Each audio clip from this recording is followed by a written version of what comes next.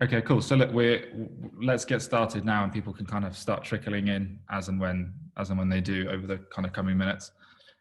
Cool. So look, thank you everybody for joining. I'm Tom from Pinpoint, and I'm joined by Eliav, CMO at My Interview. I think we should be here about 45 minutes. We're going to cover a kind of broad range of things as outlined in the sort of invitation you were all sent. And we're also going to take a bunch of audience questions as well. So some have been pre-submitted before the conversation, and feel free to add more questions to the Zoom chat or to Slido or anything else, and we'll pick those up and try and tackle them.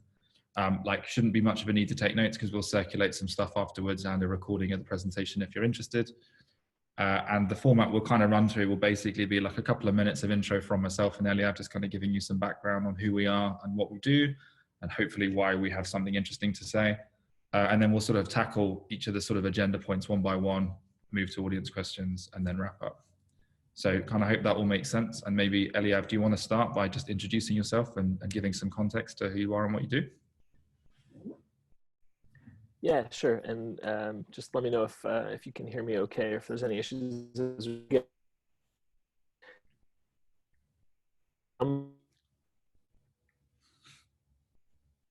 For the internet issues today.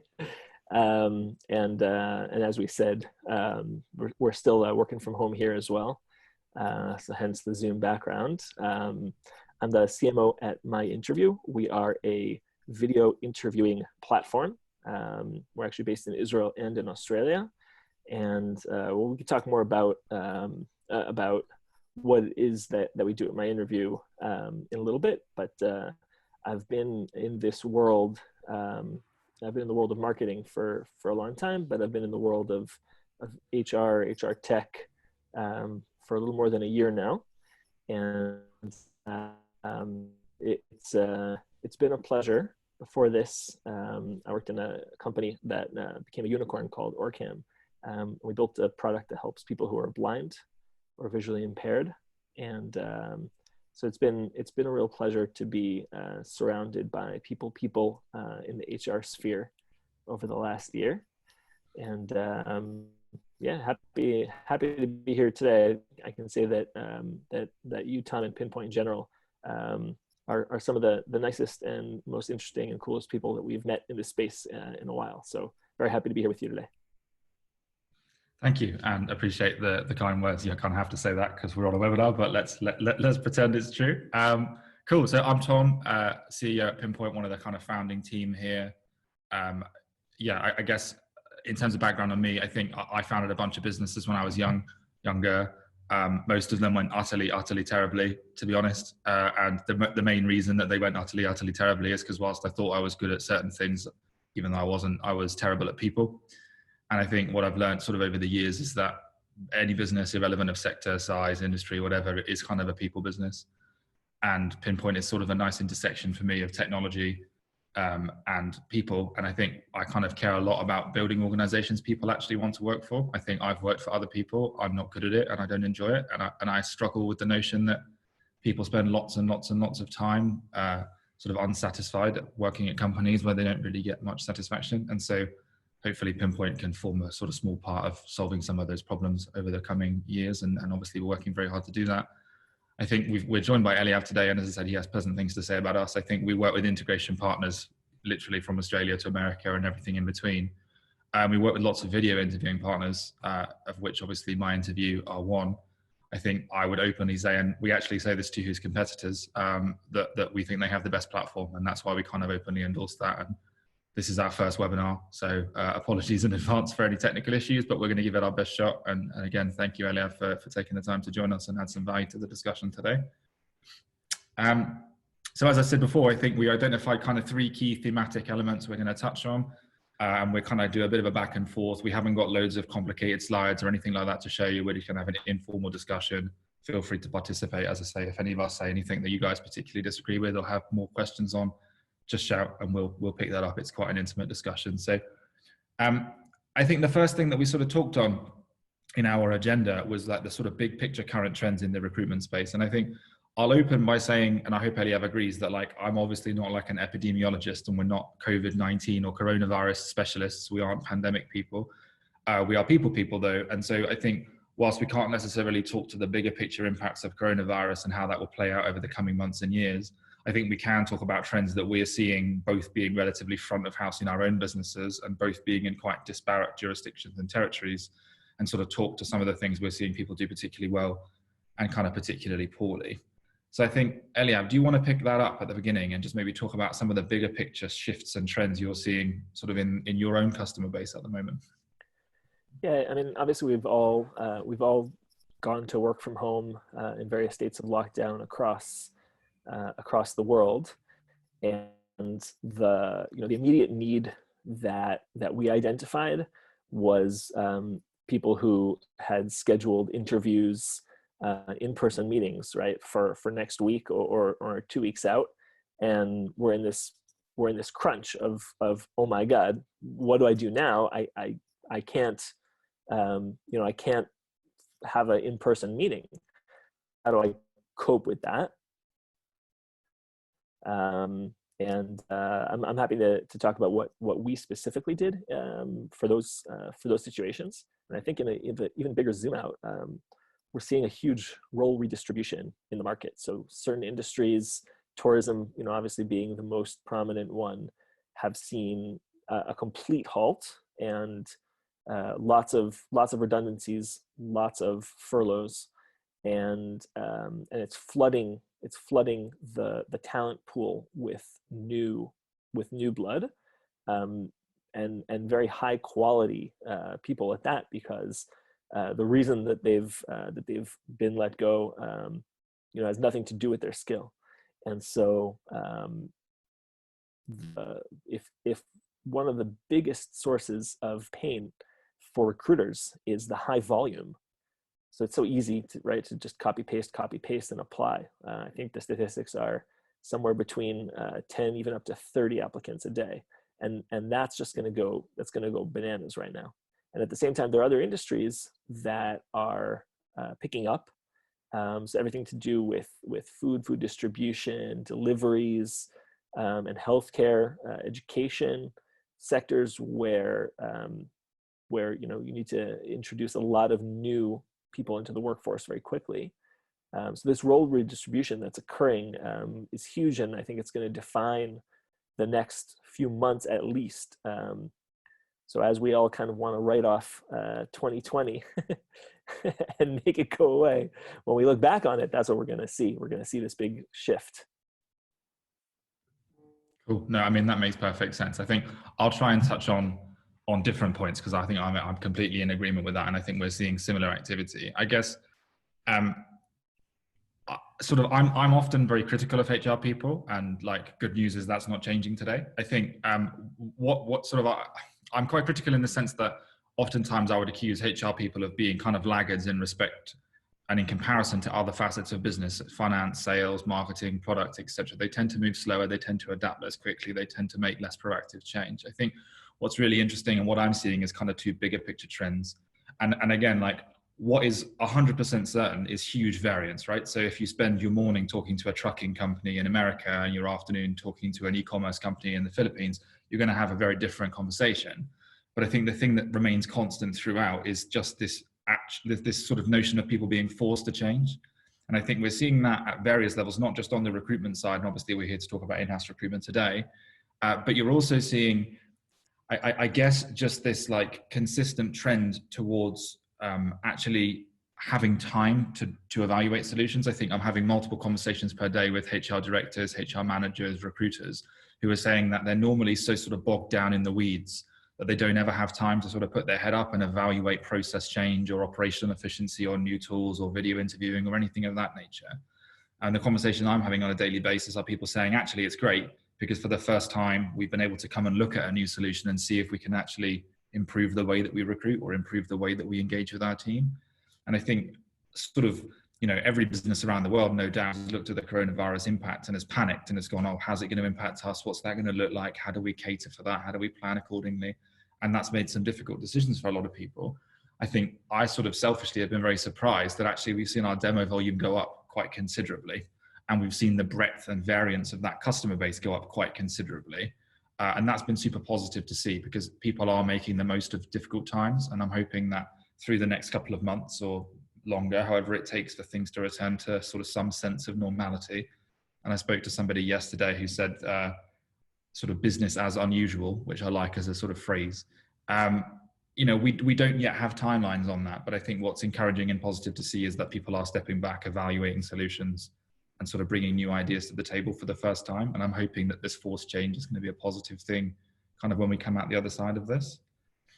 So just to follow on that thought also, so we work with behavioral psychologists as part of our development process, because one of the things that we have is a solution that relies on the big five behavioral analysis for automated shortlisting, and so one of the main points that they made was that these are times of uncertainty, and this just goes right into what you're saying, that how do we mitigate that uncertainty and give ourselves a bit more sense of control, because we just kind of as individuals, as people, need that. And I think that really speaks to what we've been seeing as well, as far as the existing partners that we work with, companies, and also the huge interest. And the interest has spiked phenomenally. As the marketing guy in the company, I can say that it's one of the coolest things to see happen, to watch the graphs just shoot right up. But there are really, it kind of splits into two. It splits into companies who are currently experiencing a huge crunch. And so Ocado is like a great example of that, right? They're inundated now. And so they've picked up my interview and started using us intensively to staff up and fill the gap that they're experiencing. And then there are other, there's the other side of that coin. And so in the US, Six Flags amusement parks is a good example of that as well. They're waiting for the day that they're told by the powers that be that they can reopen the parks. And on that day, they're going to bring a huge number of new staff in.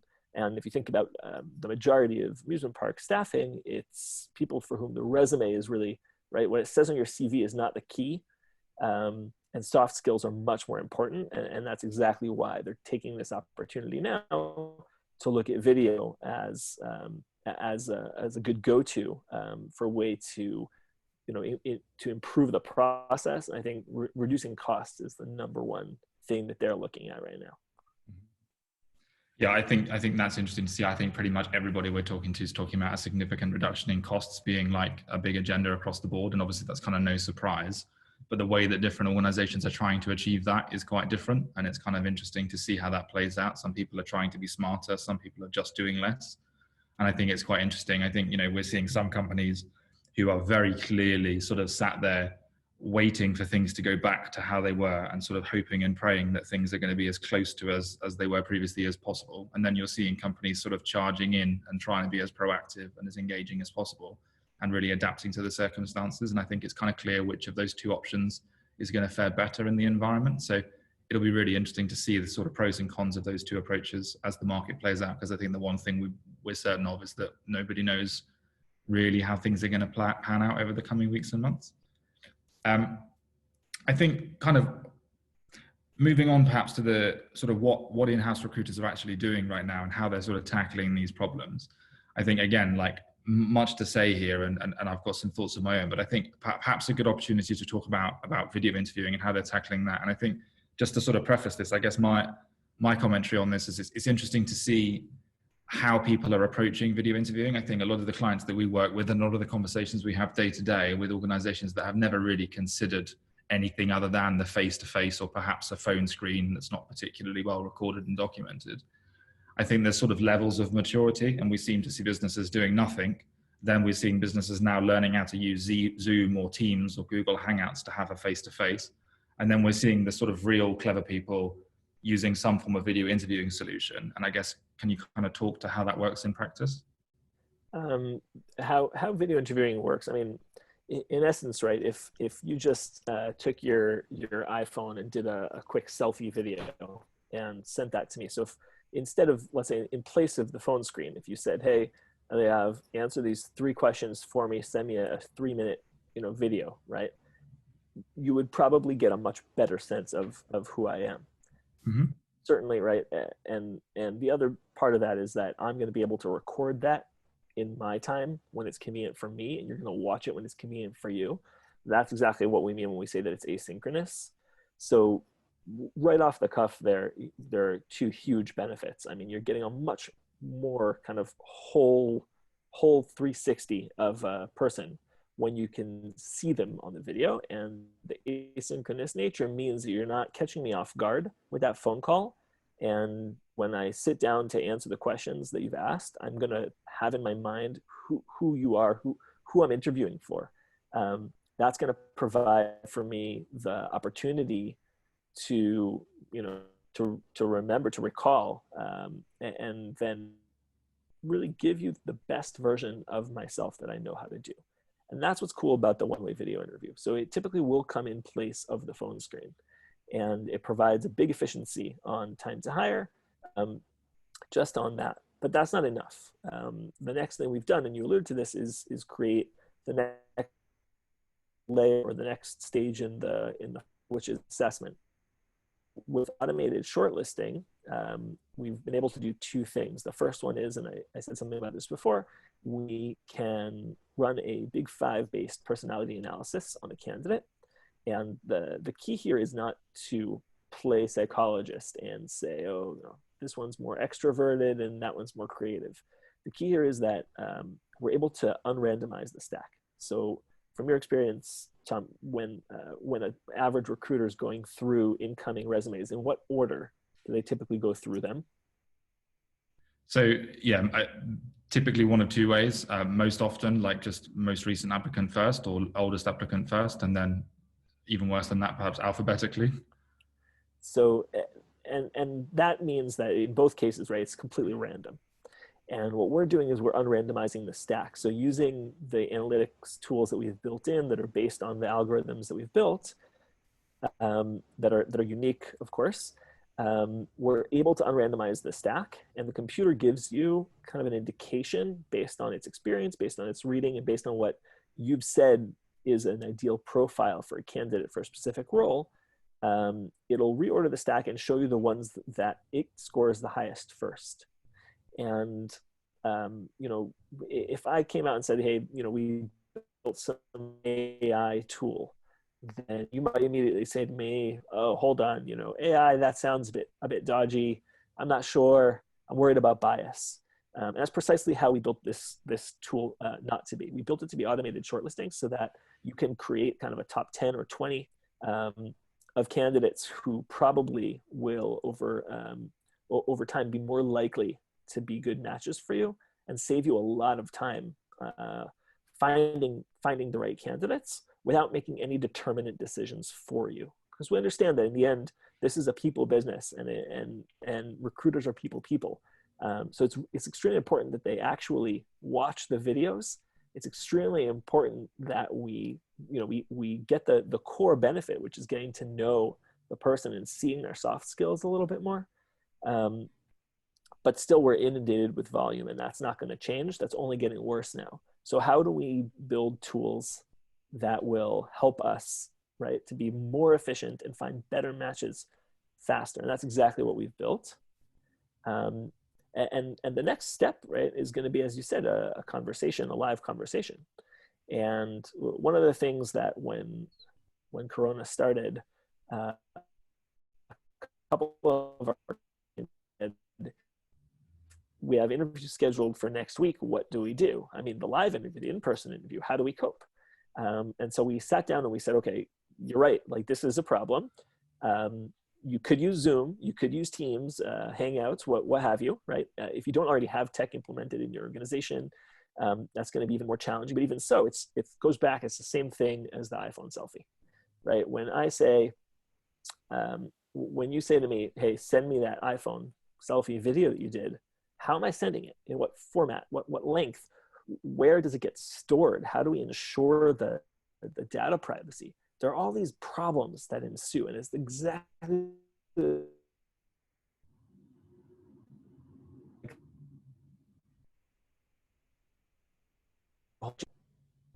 within 2 weeks we added that functionality to our platform. we function, we do things quickly. And now we can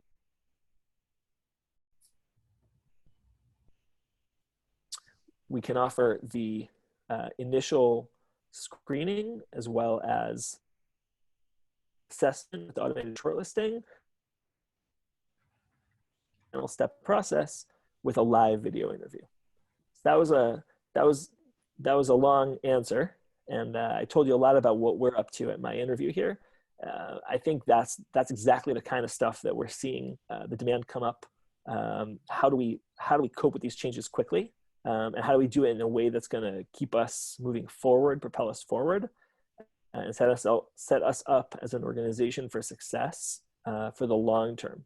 Even if we didn't want this change to come, like I said, we might just prefer to erase 2020 at this point.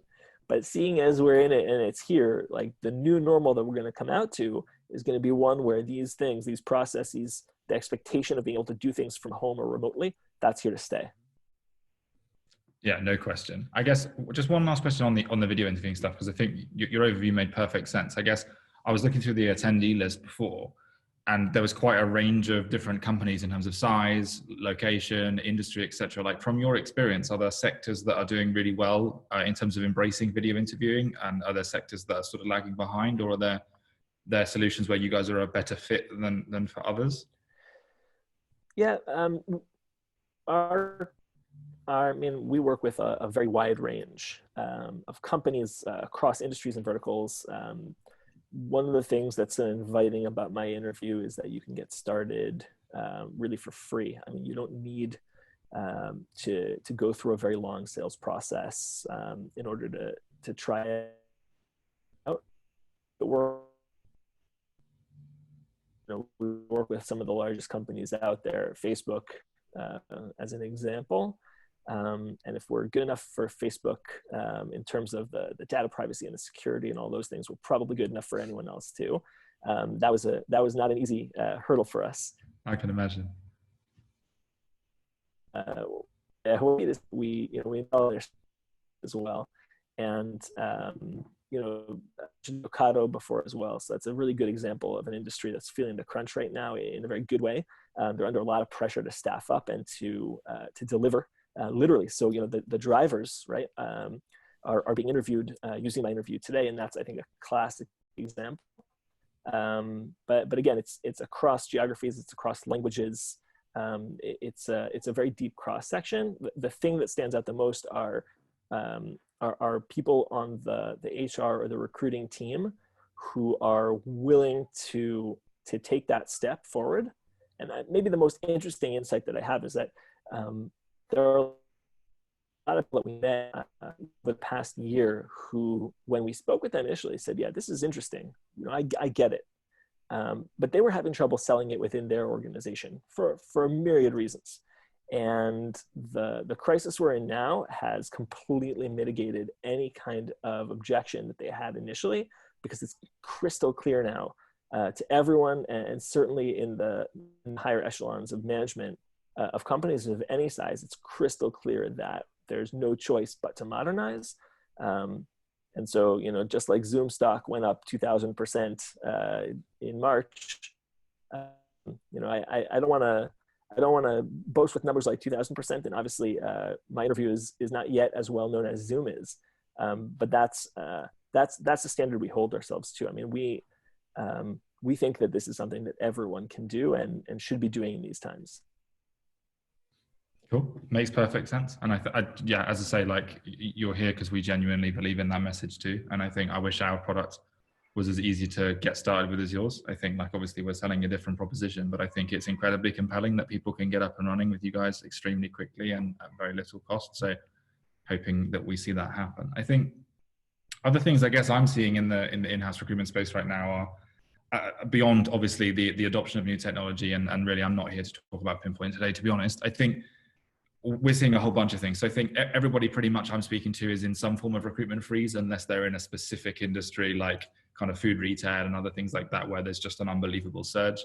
I think in the main, yeah, things are slowing down. I think the smarter of the bunch are doing a lot more sort of talent pipeline building and understanding, you know, like where are talent acquisition channels coming from, what's positively affected and negatively affected by the situation, and how can we build up that database, much like the Six Flags example you used earlier, such that when they come out the other side, they have that pipeline available. They can do that in an easier way. I think we're seeing a lot of people at the moment doing sort of more passive recruitment styles. So I think, you know, there's different examples of that. Like we talk a lot about social advertising at Pinpoint across the Facebooks, the Instagrams and so on of the world. And I think obviously like a generic depression in the cost to advertise as a result of the environment has sort of made that even more attractive than it perhaps used to be. And so there's a lot of opportunities there for the sort of more progressive folks amongst the sort of HR ecosystem to start acquiring, or at least acquiring sort of employer brand distribution, perhaps cheaper than they used to.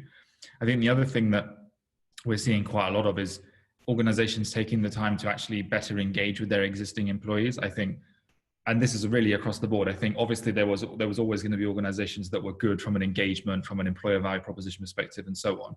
But what's been interesting is I've actually seen quite a few organizations where I've looked at their business over the past 12 months and gone, I could not imagine a worse place to work. And actually now in the past 3 months, they've really sort of turned a corner and their hand has been forced. They've had to really evaluate the way that they communicate, the way that they like actually distribute information, the way that they engage with their team, the incentives, the perks and the benefits that they offer.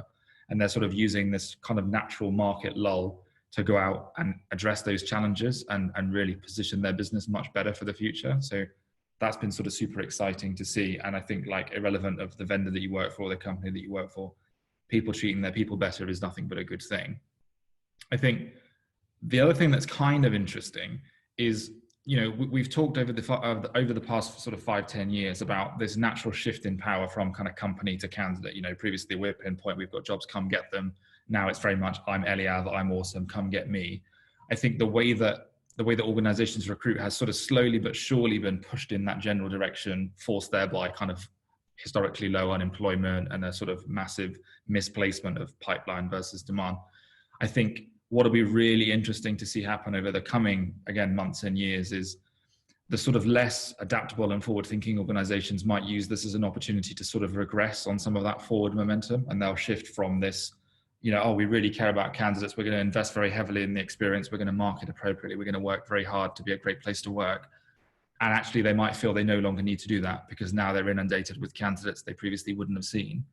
I think I've had some conversations of that nature with people, and, you know, whilst I wish those people best, I think it's extremely short-sighted, and I think they'll pay a serious price for that in 6 months or in 12 months. I think actually now is like the employer branding opportunity basically that I've ever seen to really stand out from the crowd as an organization that takes care of its people, and it's a fantastic environment in which to work. And I think like a prime example of this is the Airbnb situation over the past couple of weeks. I think for those that aren't super nerdy and into the technology sort of space, Airbnb have obviously been significantly impacted by the coronavirus setup, and they've been forced to lay off, I think, 6,500 people. That's no small feat, right? Like that's an absolutely terrible set of circumstances for all concerned. But I think the way they have handled the situation is absolutely admirable. And you can see sort of the ripple effects across the market of people now actually sort of turning around and saying, well, I cannot wait to be able to apply for a job at Airbnb in 3 months or 6 months or a year when this is right sized. And I think, you know, examples of things they've done, I think they paid more than triple the expected amount of severance that they were expected to. They've retooled their existing HR team, which is very large, to do basically become a recruitment agency and try and place the existing employees that they've had to say goodbye to with other top quality organizations that need that talent. And they're just working very, very, very hard to ensure that that alumni network is distributed appropriately and those people are taken care of. And again, like, obviously the situation is terrible, but you just cannot buy like the goodwill and the sentiment that they've built up. And I think they deserve a lot of respect for it, but I think you'll see that pay dividends for them in the coming months and years. I think, as I say, as with anything, I think there's lots that we could talk about from an in-house recruitment perspective and what's changing. I think perhaps if we shift to sort of what we expect to be part of the new normal and some of the ramifications of that, and then we can kind of shift to some of the questions that were submitted before the conversation. So, Eliav, is there anything you want to sort of kick us off on with regards to, you know, what are the 3 main themes you think we'll see as we come out of this moving forward? Yeah, I think that the first thing that everyone's immediately concerned about right now is reducing costs, and how do we become more efficient, whether you're in a crunch right now where you're scrambling to staff up, or whether you're waiting for this to subside so that you can come out the other end. In both cases, the efficiency is key, and I think cost is a big part of that. One of the conversations we have with almost everyone that reaches out to us is how we can help you reduce your costs by making the time to hire shorter. And yeah, I mean, what's your take on that too? Like, what are some of the ways in which you think that companies can reduce cost and improve efficiency? Yeah, I think it's an interesting one. I think for us, we sort of tackle cost at source. And I mean that literally, as in like, I think there's very, very wildly differing statistics, right? Like you could go on LinkedIn and spend 2 minutes looking around and you'll see some article that tells you that the cost of replacing a hire is $5,000, and you'll see another one that says it's $150,000. So it's difficult to kind of talk and quantify the cost of like involuntary attrition and things of that nature. I think we try and look at people's cost to hire and the time to hire as like the two kind of main variable factors of their actual recruitment expense. And I think the first thing we try and do is, and sort of, I know we have some agencies in the audience and we've had some questions from agencies. So I'm sorry that I massively disagree with your approach to the world, but like, I think where we come at this is very much that like, we think there's a big shift in terms of direct hiring, right? And helping employers distribute their employer brand more widely, think about their EVP and sort of broaden their channel horizons. I think we speak to lots of organizations where either they're 100% reliant on agencies or outsourced recruiters or headhunters, or they're reliant on a job board, and they're sort of quite polarizing extremes. But either way, they're seeing an extremely long time to hire with the job board, for example, or low quality of hire, or they're seeing an expensive cost involved on the agency side. And I think helping organizations remove the intermediary and go straight to talent is sort of the way that we tend to try and advocate an initial reduction of costs. And then second to that, I had a conversation literally 2 hours ago with a prospect that has thousands of applicants a month and a team of 4 people whose entire job is to review spreadsheets and take the data from an inbox and put it in a spreadsheet and distribute it around the business. And those people's time doesn't cost nothing, like it's the same, right? Bring a tool in, bring a solution in, improve your process, improve your candidate experience. You'll attract better people, you'll save time internally, and you'll have better things all around. So there's lots of ways to reduce costs. I think it really is quite dependent on where the business is coming at the problem from. Does that make sense? Yeah, I think it does, and it it's something that's on all of our minds, even if we're in an agency. So we talked about cost. I think the second thing is how we get the best matches, how we find the best candidates.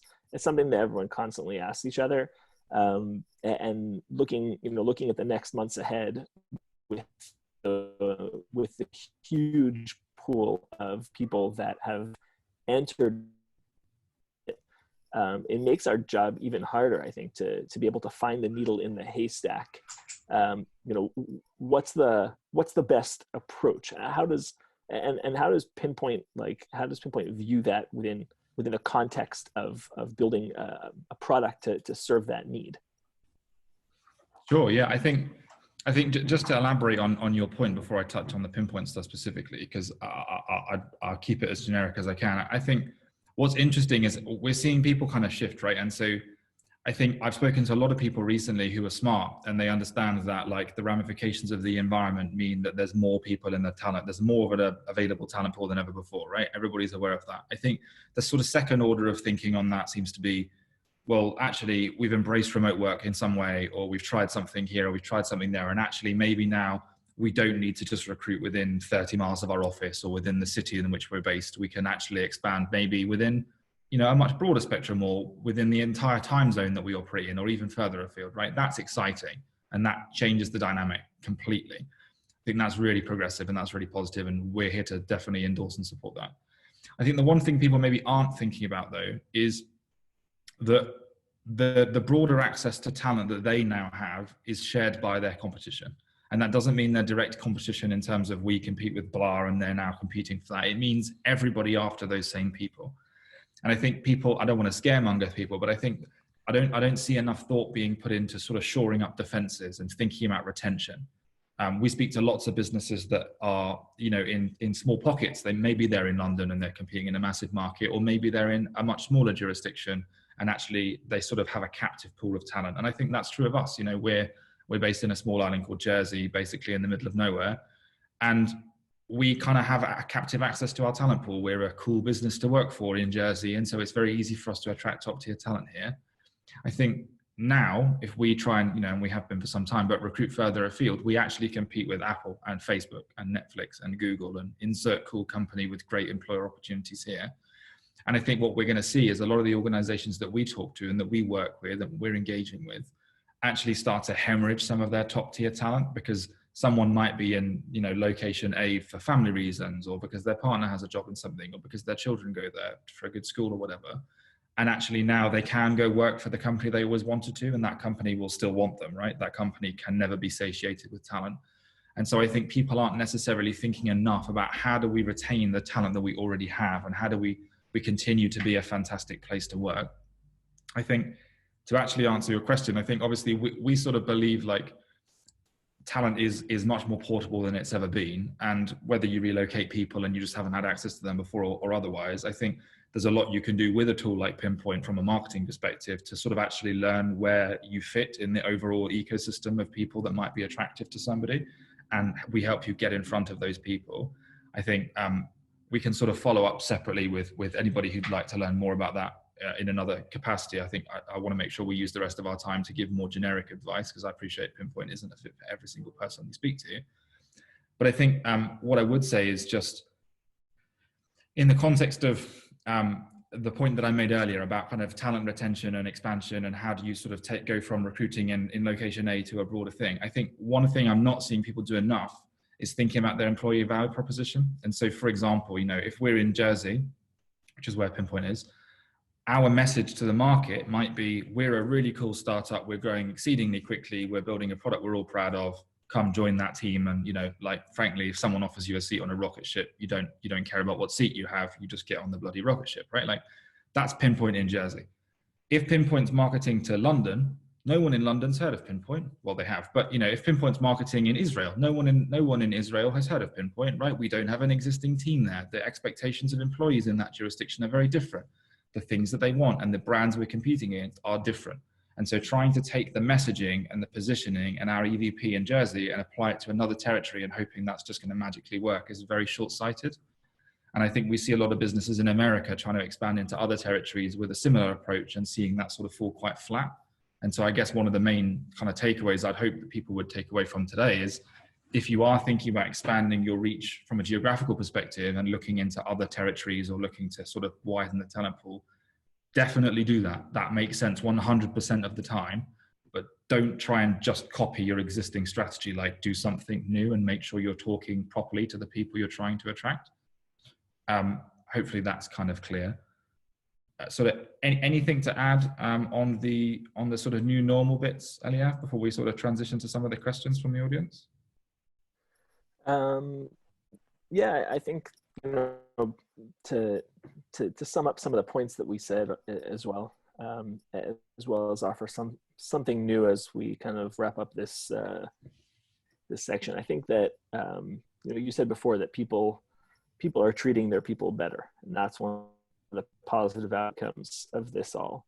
And I think that when we go back to talking about the people, people are the most crucial part of any organization, and finding the right people, making the right choice is key.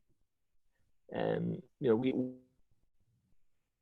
know, because that's what we do day in and day out. But I think that we'll see a shift towards looking at soft skills and hiring people for that match. It's exactly why, as you said,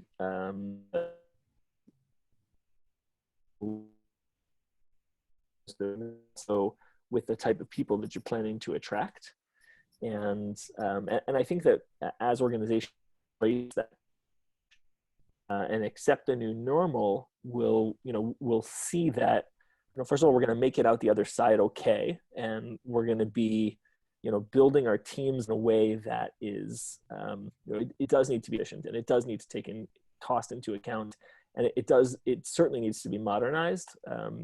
We're seeing those that were reticent to be modernized being dragged into it no matter what, and I feel like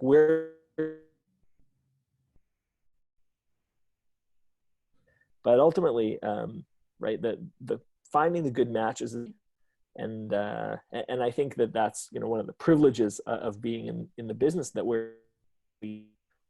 right, we see the smile on the face of the employee or the candidate when they come in through the process, and I think one of the most gratifying things is to meet people who've been hired using my interview as part of the initial steps of the process. You meet them 3 steps down the line, and they're like, that was so cool. Like, I think that's what gave me the edge. I think that's what brought me in. And to hear it from the side of the companies as well, saying, you helped us attract the right people, the good people in. So I think, here's to people treating people better. Sure. Yeah. And again, I'll caveat that by saying some people are treating some of their people better. I wish and hope that remains the case, and that continues as a trend forward. Yeah. And I'm sure it will, because I think, as with anything else, it's kind of market forces, right? Like, the market will adapt. Everybody's competing with everybody now. And so people have more choice. Employers are forced to do better. So I think that's nothing but a positive. I think to kind of transition to some questions for perhaps the last 5-10 minutes, I think we had a question, and I apologize because I don't know who submitted each of these questions, but we had a question asking what the biggest single impact of COVID-19 on in-house recruitment is, and how you think COVID will impact agency recruiters over the sort of next 3 to 12 months. So I love talking about agencies, so perhaps I'll take the agency piece. I think, what do you think the biggest single impact on the sort of in-house recruitment process COVID-19 will have is?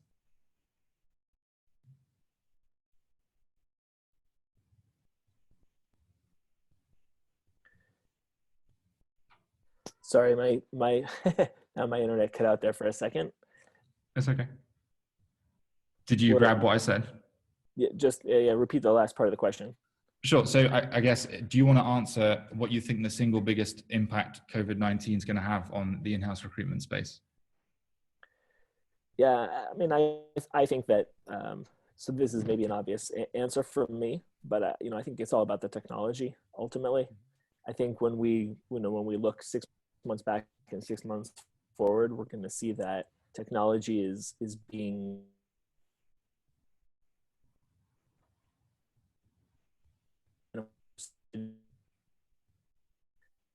embedded way. And my tip on that is, right, it's not about do you have or do you not have, it's about the rate. It's about yourself or force your organization to adapt. And that's a lot of the hand holding that we're doing with our new clients coming on is helping convince the organization that it needs to adopt at a faster rate of change in order to stay, in the worst case, in order to stay afloat, and in the best case, and I hope that's the case for everyone, in order to stay relevant and modern and edgy. Sure. Cool. I mean, I'll take the agency part of that question as we sort of tear through some of the other things. I think the question re agencies was sort of, what do you think the impact of coronavirus on the agency recruitment market will be as and when lockdowns end, and sort of the 3 and 12 months following that? I think, as I've said before, I think I'm not particularly bullish on agencies. I think, there's massive variance in agencies. I think there's agencies and RPOs and headhunters that are very niche and segmented and industry focused, with great networks that really have intimate relationships with clients. I think there's absolutely a really great place for those. I think there's less of a great place for pump and dump type agencies that will just throw any candidate over the fence. And I think, unfortunately, that is quite a large portion of the agency market. I think what I will say in their favor, though, is I think we'll actually see a boost and an increase in the utilization of agencies, sort of driven by candidate volume over the next 3 to 12 months. I think whilst the top, premium, desirable quality talent is sort of always going to have open-ended invitations to join various organizations, and they'll have access to those opportunities, I think our middle and bottom tier organizations and our middle and bottom tier candidates, they're being forced out into an open, very competitive, sort of very depressed market. And I think the first thing that we'll see a lot of those individuals do is go and establish relationships with agencies if they don't already have them, because agencies are fantastic at matchmaking on the candidate side. You know, they're very good at understanding the needs of a candidate and finding an appropriate role for them. And so I think you'll end up finding a big portion of the candidate base, sort of, especially in the UK. I think there's a saying that there's more agencies in London than there is in the whole of the US. So I appreciate this is kind of like a localized answer, but into the UK market, I think you'll see, a big swelling of candidates in the agency space over the next 12 months. And then my hope is sort of the 12, 24, 36 months preceding that, we really start pushing back towards direct hiring again. I think the next question was, I'm interested in the prospect, especially in light of COVID-19, of expanding recruitment more broadly than my immediate location. I think I'm hoping we've tackled the majority of that with regards to expanding reach, thinking about your EVP and how it applies to different pools of candidates, and thinking about your positioning into those territories. All I'd say, I guess, on top of that is just think about channels. So, for example, we see a lot of UK businesses that use LinkedIn very heavily, or they'll use Facebook or Instagram or something else, which is all great. They might adopt that same approach going into a territory like Germany and find that Germany doesn't use LinkedIn. Germany uses Zing, which is like a sort of more localized regional version. And actually you appear kind of quite out of touch with the market if you're not aware and cognizant of that, and so on. And so I think understanding and what we would call channel mapping, and really identifying which channels are appropriate, not just for the types and the seniorities of the candidates you're trying to attract, but also the regions that you're entering, I think is extremely important. Anything to add on the sort of expanding the recruitment approach stuff, Eliav, before we move to the next question? No, I think we've covered it. Let's save the last minutes for the last questions, and yeah. Cool. I think two more questions that we've got here. So I think one, what's one tip independent headhunters can apply to increase business flow during this uncertain time? I think I am the first to say that I am not a headhunter and would be a terrible headhunter. So I'm kind of quite reluctant to give advice on that. I think we have been asked, so I feel like we should say something. Do you have anything specific to add to that, Eliav? Because I can sort of try my best if you like.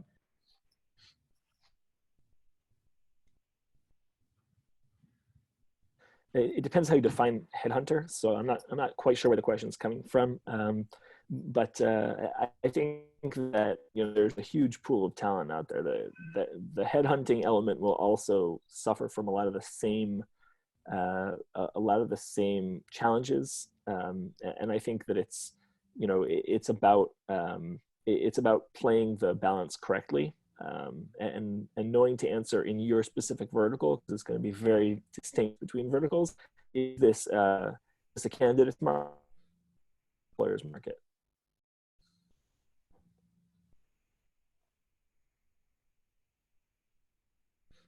I think all I'd add to that, and sorry if I'm interrupting you mid-sentence, Eliav, but I guess all I'd add to that is just, if you're a headhunter, I guess the way that I look at a headhunter is like sector-specific, deep network, very talented people. I guess all I'd say is that, again, sector-specific, but that pool of talented people, that network you've worked so bloody hard to build, now has increased scope, right? Maybe previously it was applicable to this territory, or previously it was applicable to this territory. Actually, you can widen the base of both your clients and your people now. Like, that network has additional currency in other markets you perhaps didn't have penetration in before. And so maybe I'd be trying to position myself as the headhunter of choice for this in many more markets than you currently exist in. But I feel like that's a relatively obvious answer, and I'm apologizing that I can't give you a better one. Not a sector of expertise for us. I think the last question was, what will the pandemic policy be for employers coming out of lockdown and adjusting to the new normal?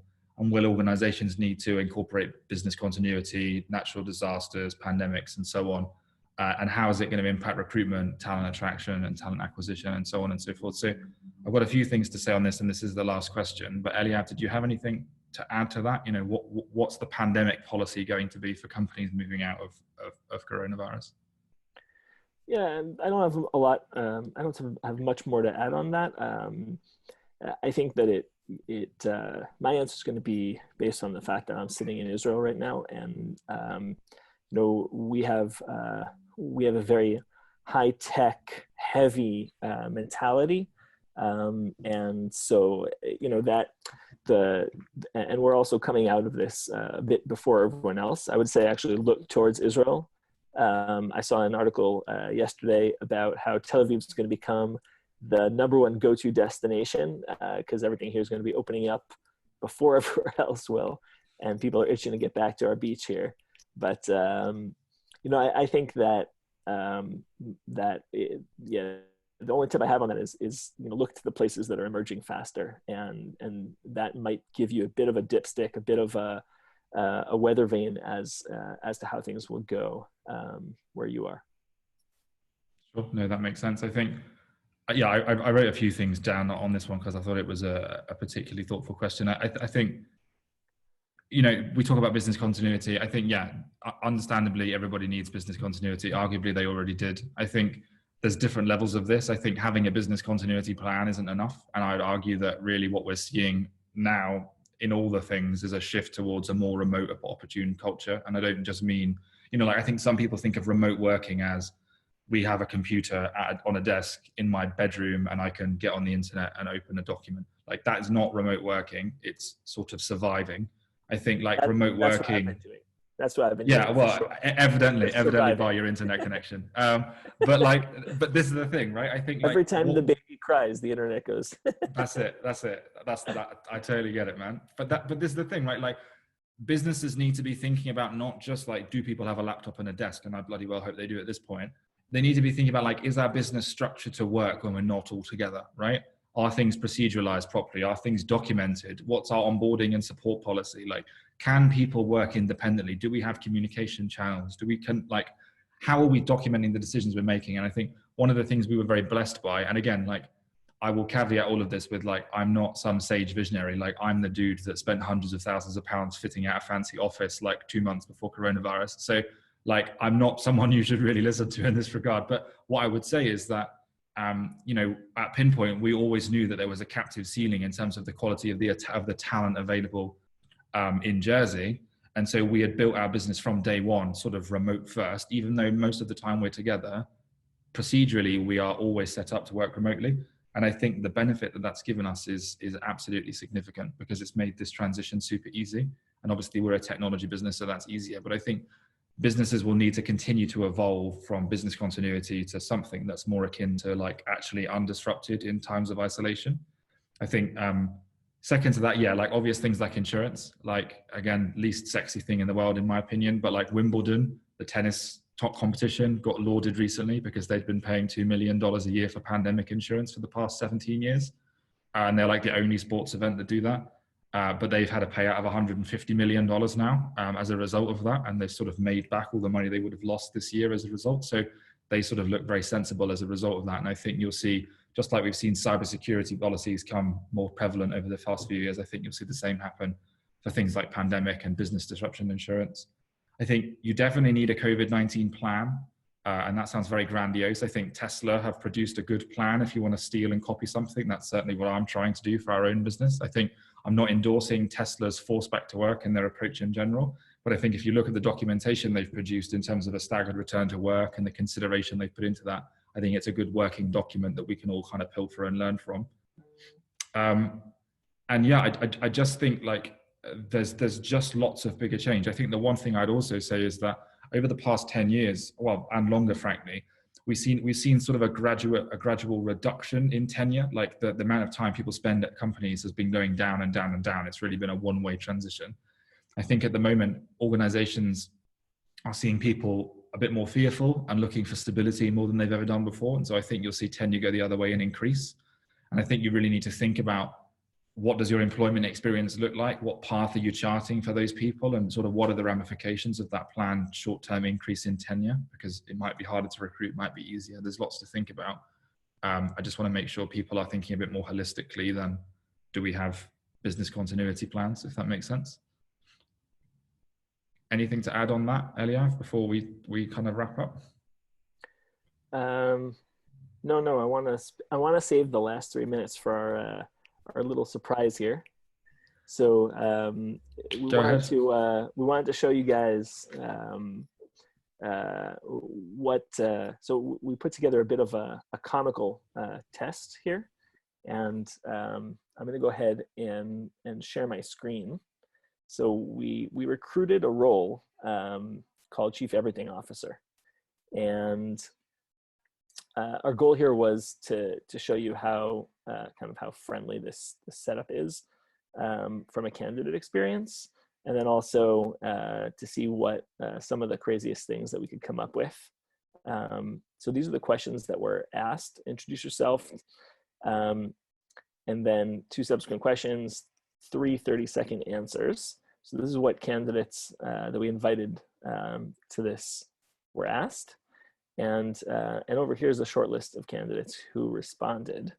And I'm going to share that with you. I just want to say that this is something that, this is something that is, it's a little bit comical, but it represents the true setup of what you could be doing in order to present candidates or get to know candidates a bit better.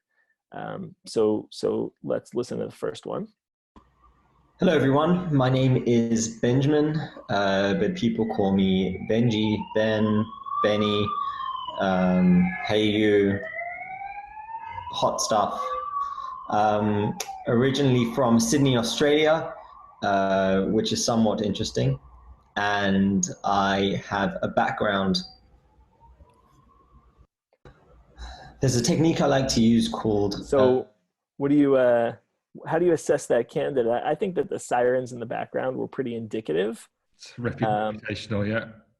Yeah, I'm not sure that that one was going to be like my first go-to. I'm kind of curious, also about his background. For sure. Yeah, and that's the thing. I think I wish I was as funny as some of these people, but I think it's just the interface is super simple, right? And you can learn a lot more immediately about Benji's background than via a CV or any other equivalent type application. So I can see why this is useful. And hello. The second question here. Okay, so I guess my first thing would be to try and empathize with the customer, just make sure that they really feel very heard, and allow them to kind of shout it out, really. That would be my main thing. Let them get it out, and then afterwards hopefully be able to kind of recap what their main points were of why they were upset and provide solutions for them. So if you were hiring now during these times, would you hire her? I mean, I just feel bad for the product that she must have been selling to be on the end of customers like that every day. But no, cool. Well, look, I think firstly, we've sort of hit our full hour now, and I'm conscious and respectful of everyone's time. So I guess we'll just wrap up and say thank you for joining us. Apologies for any connectivity issues that we had. Appreciate you taking the time to kind of listen to what we've got to say. And I think we'll follow up with an email kind of covering off the high points with a recording of the conversation. And if there's anything either of us, Eliav or I, can do to be helpful, please just respond to that email or reach out to us directly, and we'll kind of reach out one-on-one and see what we can do to add some value. Yeah, thanks again. Thank you, and thank you, Eliav, for joining and taking the time today. Thank you, Tom, and I'll echo your thanks as well. And yeah, it's been a pleasure. Cool. Hope you all enjoy the rest of your day. Thanks very much. All the best.